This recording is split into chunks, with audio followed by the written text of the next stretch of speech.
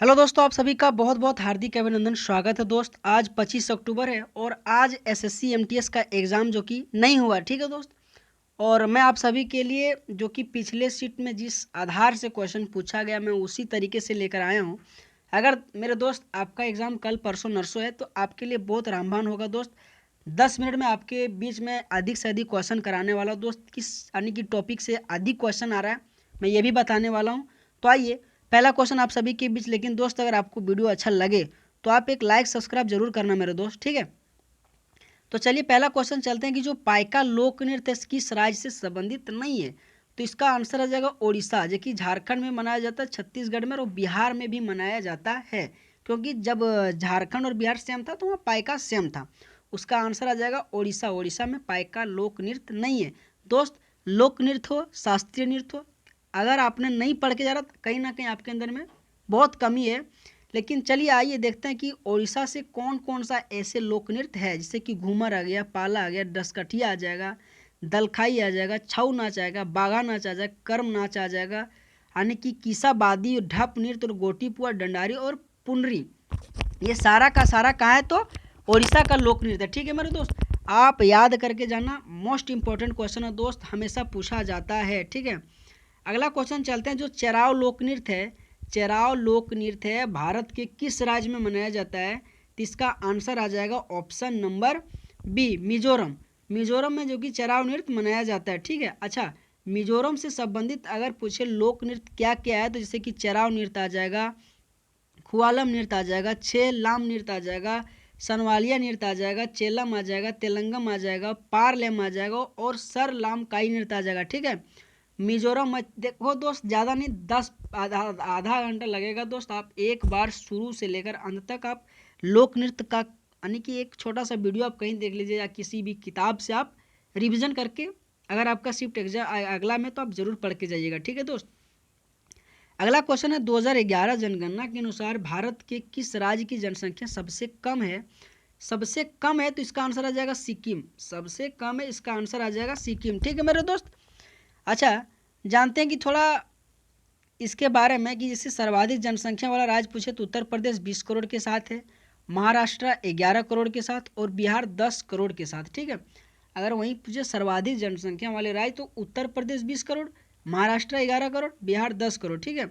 और वहीं न्यूनतम पूछे तो सिक्किम 6 लाख, मिजोरम 10 लाख। देख दोस्त, एक क्वेश्चन आया था एमटीएस में कि फोर्थ नंबर में जैसे कि कम से ज़्यादा, मतलब चौथे नंबर पे सबसे कम किस राज्य में जनसंख्या है, तो गोवा इसका आंसर आ जाएगा, ठीक है। गोवा जो कि चौथे नंबर पे, ठीक है। और वहीं अगर यूटी की बात करें तो यूटी जैसे कि सर्वाधिक पूछे दिल्ली में और लक्षद्वीप पूछे 64,000 के साथ केंद्र शासित प्रदेश में जनसंख्या वाले राज्य, ठीक है। अगला क्वेश्चन चलते हैं कि जो भारत की जनगणना के अनुसार किस राज्य का जनसंख्या घनत्व तो सबसे कम है? तो इसका आंसर आ जाएगा अरुणाचल प्रदेश।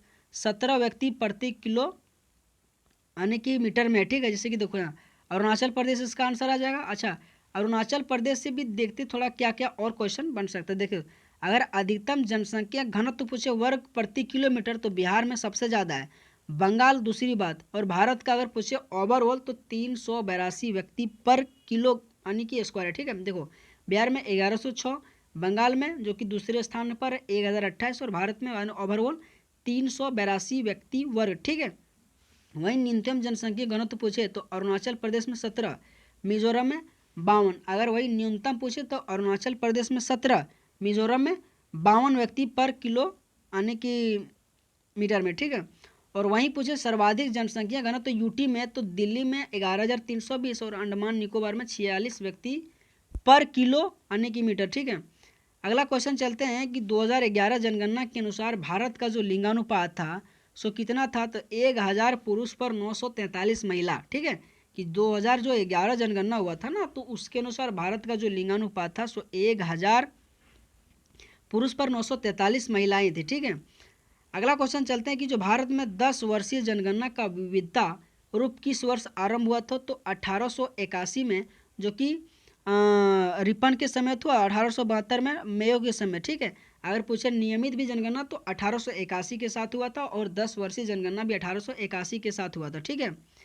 अगला क्वेश्चन चलते हैं। जो मीम कूट है मीमकूट जो महोत्सव है मिजोरम में, ठीक है, मीमकूट हो गया, थाल फवांगकुट हो गया, अंतुरियम उत्सव हो जाएगा, ये सारा का सारा मिजोरम का है। ठीक है दोस्त, आप इस तरह के क्वेश्चन पढ़ के जाइएगा, क्वेश्चन एग्जाम में छप रहा है और हमेशा छपेगा। ठीक है, अगला क्वेश्चन है जो लोसांग महोत्सव है सो भारत के किस राज्य में मनाया था? लद्दाख में। ठीक है, लोसांग महोत्सव भारत के लद्दाख में मनाया जाता है। ठीक है, लद्दाख से भी और जैसे कि क्वेश्चन जैसे क्या क्या क्वेश्चन पूछ सकता है, जैसे कि शेडोल यानी कि सोन हो गया, ड्रगपा रचेस आ गया, जबरो लाजा, ठीक है, उसके बाद सुराही आ जाएगा, याक हो जाएगा, और बैगन स्टोन चेस। ठीक है, ये सारा का सारा लद्दाख का लोक नृत्य है। अगला क्वेश्चन चलते हैं कि जो लिंगराज मंदिर किस राज्य में स्थित है? लिंगराज मंदिर पूछे तो इसका आंसर आ जाएगा उड़ीसा। ठीक है, लिंगराज मंदिर उड़ीसा, यहीं पे भुवनेश्वर मंदिर है, अच्छा यहीं पे सूर्य मंदिर है।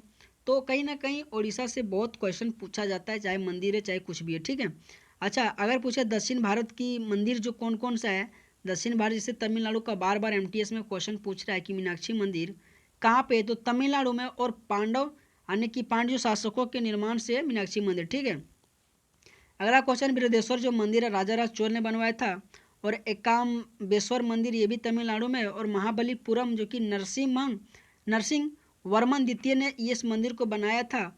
और भी बहुत सारा इंपॉर्टेंट जो कि क्वेश्चन बन सकता है, जैसे कि इसमें से एक एरातेश्वर मंदिर भी तमिलनाडु में है, रंगनाथ स्वामी मंदिर भी तमिलनाडु में, ठीक है, नेलाई अपार मंदिर भी तमिलनाडु में। तो ये कहीं ना कहीं तमिलनाडु या चाहे दक्षिण भारत हो चाहे उत्तर भारत हो, हमेशा जिस जहाँ का मतलब मंदिर इंपॉर्टेंट है वहाँ का क्वेश्चन पूछ रहा है। ठीक है, अगला क्वेश्चन चलते हैं कि जो ब्रारंभा मल्लिकार्जुन मंदिर जो किस राज्य में स्थित है, तो इसका आंसर आ जाएगा आंध्र प्रदेश। मैंने बोला जितने भी साउथ का मंदिर आप पढ़ के जाइएगा। ठीक है, उसमें से क्वेश्चन आया था मल्लिकार्जुन जो कि ब्रारंभा, जो कि मल्लिकार्जुन जैसे तमिलनाडु आ जाएगा, लेकिन वही ब्रह्मा ब्रह्मा रंबा जो मल्लिकार्जुन पूछे तो वही इसका आंसर आ जाएगा आंध्र प्रदेश। ओके, अगला क्वेश्चन चलते हैं जो रोवर्स कप है सो किस खेल से संबंध रखता है? रोवर्स कप, इसका आंसर आ जाएगा फुटबॉल से। ठीक है, चाहे किसी भी खेल से, ठीक है, हमेशा किस खेल से कौन सा ट्रॉफी, ये आप पढ़ के जाइएगा। गोल्फ यानी कि गोल्फ में पूछे तो 4 खिलाड़ी खेलता है। ठीक है, कहीं ना कहीं क्वेश्चन बार बार पूछा जा रहा है। ठीक है, टेबल टेनिस, इसका आंसर आ जाएगा यानी कि फुटबॉल आ जाएगा। ठीक है, अगला क्वेश्चन है कि जो नेटबॉल में एक टीम में कितने खिलाड़ी खेलते हैं? तो नेटबॉल का 7। ठीक है, अब वही 7 पूछे तो कबड्डी, ठीक है 7 कबड्डी। अच्छा 15 पूछे तो रग्बी फुटबॉल। ठीक है, 15 खिलाड़ी पूछे तो रग्बी फुटबॉल। अच्छा 5 पूछे तो बास्केटबॉल। ठीक है, और वही पूछे बेसबॉल में 9। ठीक है, बेसबॉल में 9, और वॉलीबॉल में पूछे तो 6। ठीक है, देखो वॉलीबॉल 6, बेसबॉल 9, बास्केटबॉल 5, 7 में नेट बॉल, कबड्डी 15 में पूछे तो रग्बी। ठीक है, इस तरीके से क्वेश्चन आप पढ़ के जाइएगा दोस्त, क्वेश्चन पूछा जा रहा है। अंतर्राष्ट्रीय समझौता जो मॉन्ट्रियल प्रोटोकॉल है सो किसके लिए संबंध रखता था? तो विश्व धरोहर स्थल से संबंध रखता है अंतर्राष्ट्रीय समझौता मॉन्ट्रियल प्रोटोकॉल। ठीक है, ये कहाँ का है? तो विश्व धरोहर स्थल से संबंध रखता है। ठीक है, अगला क्वेश्चन चलते हैं जो मणिपुरी नृत्य निम्नलिखित में से किस राज्य से संबंधित है? मणिपुर। ठीक है, मणिपुरी जो नृत्य है सो मणिपुर, देखो शास्त्रीय नृत्य पूछे तो 8 प्रकार है, उसमें से मणिपुरी जो मणिपुर, असम में पूछे तो बिहू। ठीक है, असम में बिहू, केरल में पूछे तो केरल का अगर पूछे शास्त्रीय नृत्य तो उसमें से क्या आ जाएगा बताओ? केरल का तो मोहिनी अट्टम है जाएगा इसमें। ठीक है, मोहिनी अट्टम कहाँ का है? केरल का है। ठीक है, अगला क्वेश्चन चलते हैं कि निम्नलिखित में से किस राज्य में सरिस्का राष्ट्रीय उद्यान है? सरिस्का राजस्थान में। ठीक है, सरिस्का राजस्थान में, मध्य प्रदेश, तमिलनाडु, मेघालय, इन चारों का आप दोस्त राष्ट्रीय उद्यान हो या फिर नेशनल पार्क हो, आप पढ़ के जाइएगा दोस्त, क्वेश्चन नेशनल पार्क और राष्ट्रीय उद्यान से एक क्वेश्चन आ रहा है। ठीक है, अगला क्वेश्चन है जो सरदार सरोवर बांध किस नदी पे बना है? तो नर्मदा नदी पे। ठीक है, सरदार सरोवर बांध नर्मदा नदी के किनारे यानी कि बसा है। ठीक है, सरदार सरोवर बांध किस नदी पर बनाएगा? तो नर्मदा नदी पे। ठीक है, तो दोस्त आपको क्लास कैसा लगा?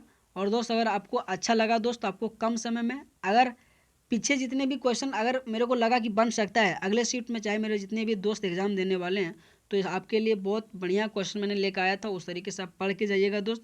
और बहुत बहुत धन्यवाद दोस्त, अगर आपको अच्छा लगा होगा तो हमारे इस चैनल को लाइक शेयर सब्सक्राइब जरूर करना दोस्त।